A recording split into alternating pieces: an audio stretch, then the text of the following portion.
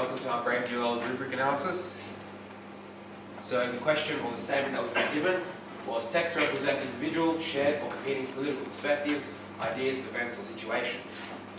Now what we've decided to do as a group of three, we've divided this statement into three sections and we'll be each addressing the aspects of it. And what we've made a link is that the individual leads to shared or competing political perspectives, which leads to ideas, events or situations.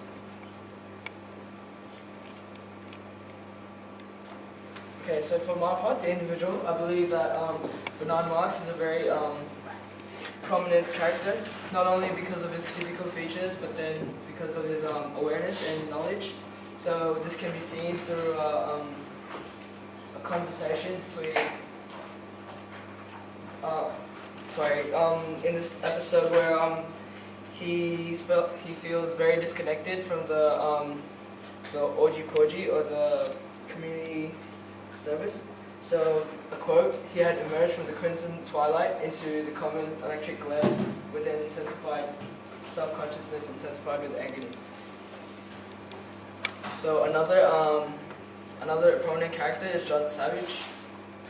Not only is he physically different from his fellow peers, but then he is also very aware. This is seen through a conversation between John Savage and Bernard Marx. Alone, always alone, the young man was saying. The words awoke a plaintive echo in Bernard's mind, alone, alone. So the repetition of the word alone emphasizes the paranoia and the thought process of John Savage. This can be seen through if one's different, one's bound to be lonely. And similarly, Helmholtz Watson is another character that is very outstanding in the Brave New World Society because of his excess intellect.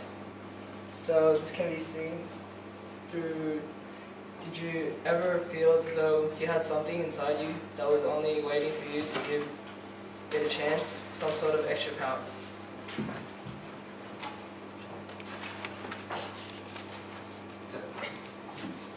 So Brave New World also presents competing political perspectives by illustrating the avenues that truly guide and govern such a society to a certain present state.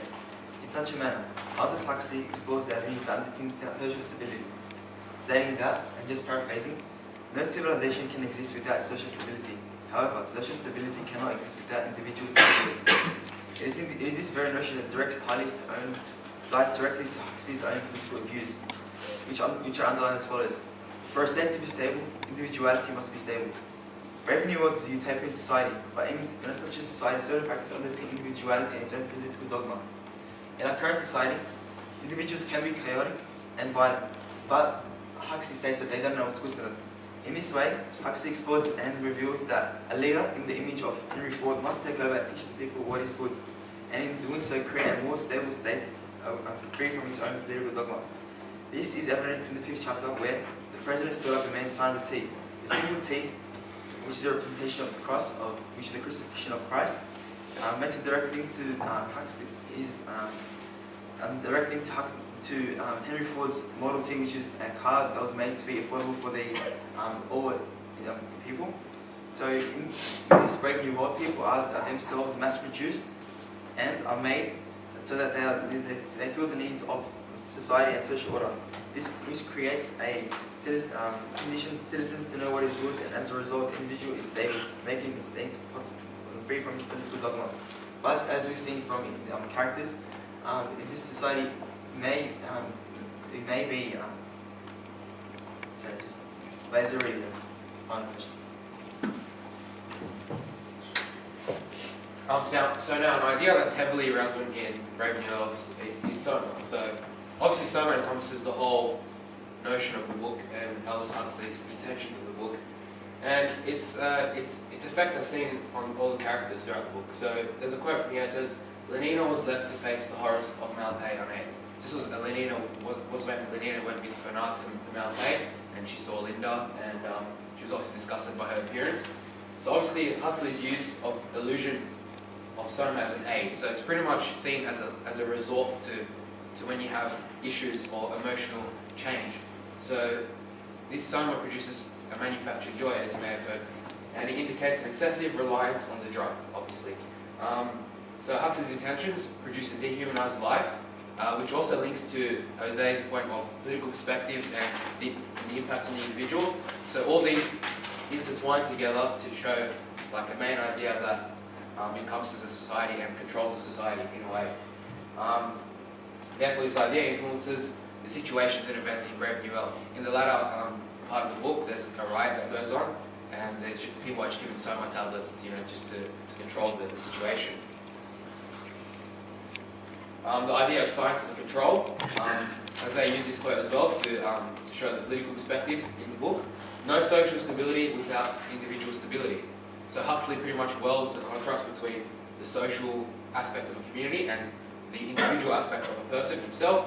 And he welded this. Here's a diagram of the different hierarchies of individuals within Brave New World. There's the alphas, betas, gammas, deltas, and epsilons. And obviously the alphas have the least amount, and so forth. He goes on to the epsilons. And it showcases the need for this hierarchy system to maintain this control within the society. So without one of these parts, obviously the pyramid will fall. And the stability is controlled through the conditioning from birth. We see in the first scene where the DHC, the director, takes a tour throughout the laboratory, and it shows, one quote says that, I can't remember it specifically, but it shows as soon as the sun beams on the buttery yellow of the tubes, it makes a rich colour. And obviously it's trying to show that science has a bigger control over nature in this text, and hence science as a means of control of society. And that's about it. Thank you.